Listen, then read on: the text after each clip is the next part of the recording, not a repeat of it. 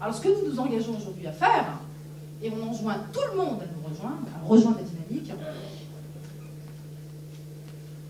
et ce que ça nous allons faire de manière extrêmement modeste, comme je l'ai dit tout à l'heure, c'est d'être une conscience morale, c'est d'élever le débat au niveau des vrais enjeux politiques qui sont les nôtres, les vrais enjeux.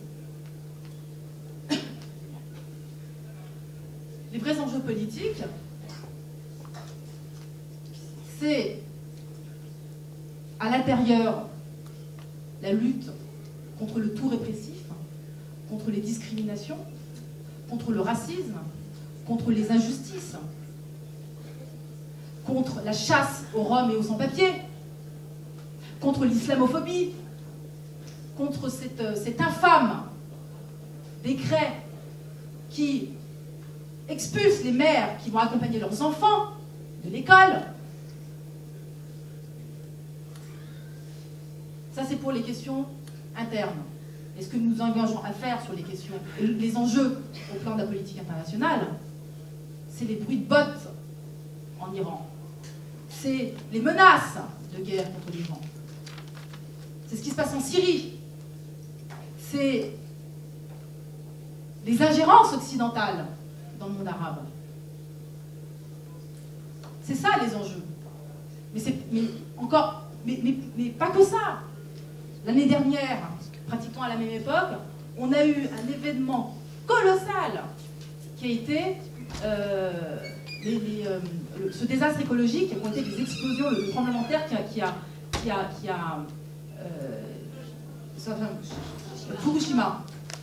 Fukushima. Ça, c'est aussi un enjeu écologique monumental et on ne peut pas ne pas être concerné par Fukushima. Ça aussi, ce sont des enjeux colossaux et primordiaux. C'est ça élever le débat. C'est pas faire comme nos politiciens, l'identité nationale, les maires qu'on va exclure de l'école et 10 € de plus le SMIC ou je sais pas quoi. C'est pas ça. C'est pas ça. Il faut élever le débat. Il faut pousser ceux des plus... il faut faire en sorte de jouer dans le sens où il faut transformer les rapports de force.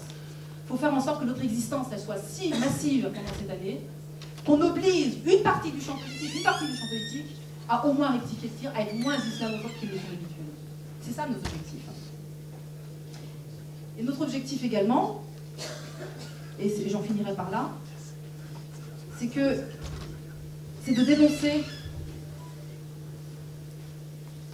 les idéologies dominantes, et c'est de dénoncer l'immédiat lorsqu'effectivement ils sont arrogants à notre égard, et lorsqu'ils sont arrogants vis-à-vis, par exemple, des peuples arabes en ce moment, qui pour eux votent mal. Notre voix ici va aussi consister à dire qu'on n'a pas le droit de dire que les Palestiniens votent mal. Les médias français, les grands politiciens, n'ont pas le droit de dire que les Tunisiens votent mal. Les médias et les politiciens n'ont pas le droit de dire que les Marocains votent mal. Ça, c'est pas possible.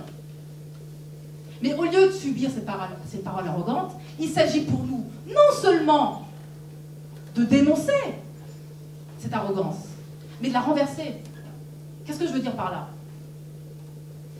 Ici, l'eurocentrisme, les intérêts qui sont défendus ici par les idéologies dominantes, considèrent que les peuples du tiers-monde votent mal parce qu'ils ne votent pas dans les intérêts des Occidentaux. Mais en réalité, dans les faits, c'est nous qui votons mal. C'est nous qui votons mal. C'est ça qu'il faut pouvoir dire. Il y a, en 2002, les électeurs français ont élu au second tour Le Pen. Ça, c'est voter mal. En 2007, les électeurs français ont voté pour Sarkozy. Sinistrement voté pour Sarkozy. Ça, c'est voter mal. Ça, c'est voter mal. Et ça, il faut qu'on puisse le dire ici. Il faut qu'on puisse dire que nous, en France, en Europe, également, nous votons mal. Sauf que les pays du tiers-monde ne nous font pas la leçon. Or, Ils sont en droit de nous faire la leçon. Pourquoi? Parce que quand eux, ils votent leur libération. Ils votent enfin des libertés retrouvées, comme c'est le cas de la Tunisie. Ils votent librement. Mais nous, quand on vote Sarkozy, ça, c'est une parole qu'il faut entendre et qu'il faut faire émerger. Quand on vote Sarkozy, on ne vote pas simplement pour le tout répressif. On ne vote pas simplement pour moins d'impôts pour les riches. On ne vote pas simplement pour des politiques hexagonales ou pour expulser des sans-papiers. On vote également pour la France-Afrique. On vote également pour la guerre en Libye. Quand on vote Sarkozy, on vote également pour l'impérialisme. Donc oui, nous votons mal. Et les pays du tiers-monde, des Tunisiens par exemple, seraient en droit de venir et de nous dire « vous votez mal ». Mais ils n'auront pas les moyens. Nous avons ici, en France, les moyens d'aller dire et de faire la leçon aux pays du tiers-monde. Eux n'ont pas les moyens de nous faire la leçon, alors qu'ils subissent nos choix. Ça, c'est important de le dire pendant les élections présidentielles. C'est important de faire valoir cette parole. Alors, je termine simplement par dire que notre ambition, et je le répète tout à l'heure, notre ambition de lanceur de chaussures, c'est de pouvoir, dans le cadre des présidentielles, dans le cadre de la campagne, faire exister une parole politique. C'est ça notre projet et c'est là notre honneur. Je vous remercie.